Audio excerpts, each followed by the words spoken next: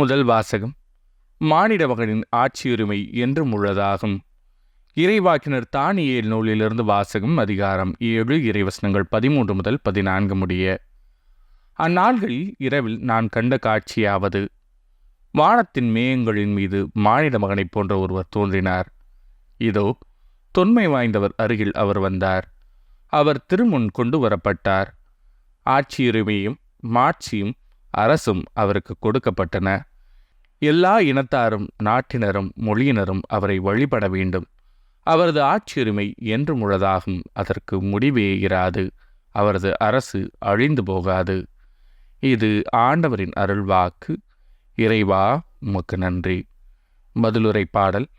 ஆண்டவர் ஆட்சி செய்கின்றார், மாட்சி ஆடையாய் அணிந்துள்ளார். ஆண்டவர் ஆட்சி செய்கின்றார், அவர் மாட்சி ஆடையாய் அணிந்துள்ளார். ஆண்டவர் வல்லமையை கட்சியாக கொண்டுள்ளார். ஆண்டவர் ஆட்சி செய்கின்றார், மாட்சி ஆடையாய் அணிந்துள்ளார். பூவுலகை அவர் நிலைப்படுத்தினார், அது அசைவுறாது. உமது அரியணை தொடக்கத்திலிருந்தே நிலை பெற்றுள்ளது. நீர் தொன்று தொட்டே நிலைத்துள்ளீர். ஆண்டவர் ஆட்சி செய்கின்றார், மாட்சி ஆடையாய் அணிந்துள்ளார். உம்முடைய ஒழுங்குமுறைகள் மிகவும் உறுதியானவை. ஆண்டவரே, என்றென்றும் தூய்மையை உமது இல்லத்தை அழகு செய்யும். ஆண்டவர் ஆட்சி செய்கின்றார், மாட்சி ஆடையாய் அணிந்துள்ளார். இரண்டாம் வாசகம்.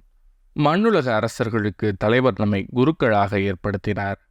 திருத்தூதர் யோவான் எழுதிய திருவழிப்பாட்டிலிருந்து வாசகம். அதிகாரம் 1 இறைவசனங்கள் 5 முதல் 8 முடிய. கிறிஸ்துவே நம்பிக்கைக்குரிய சாட்சி. இறந்தோருள் முதலில் உயிர் பெற்று எழுந்தவர். மண்ணுலக அரசர்களுக்கு தலைவர். இவர் நம்மீது அன்பு கூர்ந்தார். தமது சாவு வாயிலாக நம் பாவங்களிலிருந்து நம்மை விடுவித்தார். ஆட்சி உரிமை பெற்றவர்களாக, அதாவது நம் கடவுளும் தந்தையுமானவருக்கு ஊழியம் புரியும் குருக்களாக நம்மை ஏற்படுத்தினார். இவருக்கே மாட்சியும் ஆற்றலும் என்றென்றும் உரியன. ஆமீன். இதோ, அவர் மேகங்கள் சூழ வருகின்றார். அனைவரும் அவரை காண்பர். அவரை ஊடுருவ குத்தியோரும் காண்பர்.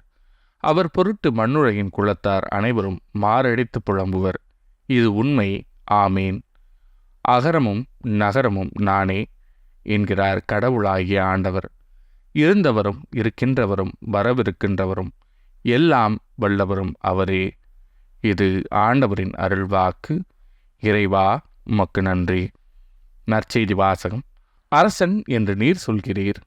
யோவான் எழுதிய தூய நற்செய்தியிலிருந்து வாசகம். அதிகாரம் 18 இறைவசனங்கள் 33 முதல் 37 முடிய. அக்காலத்தில் பிலாத்து மீண்டும் ஆளுநர் மாளிகைக்குள் சென்று இயேசுவை கூப்பிட்டு அவரிடம், நீ யூதரின் அரசனா என்று கேட்டான்.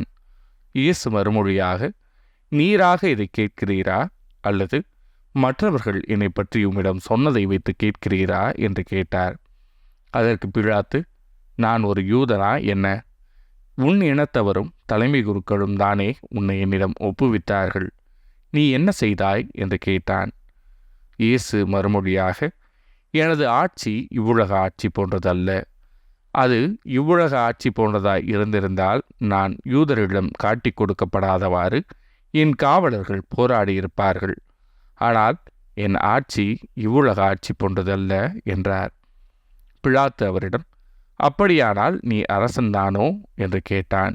அதற்கு இயேசு, அரசன் என்று நீர் சொல்கிறீர். உண்மையை எடுத்துரைப்பதே என் பணி. இதற்காகவே நான் பிறந்தேன். இதற்காகவே உலகிற்கு வந்தேன். உண்மையை சார்ந்தவர் அனைவரும் என் குரலுக்கு செவி சாய்க்கின்றனர் என்றார். இது ஆண்டவரின் அருள்வாக்கு. கிறிஸ்துவே, உமக்கு புகழ்.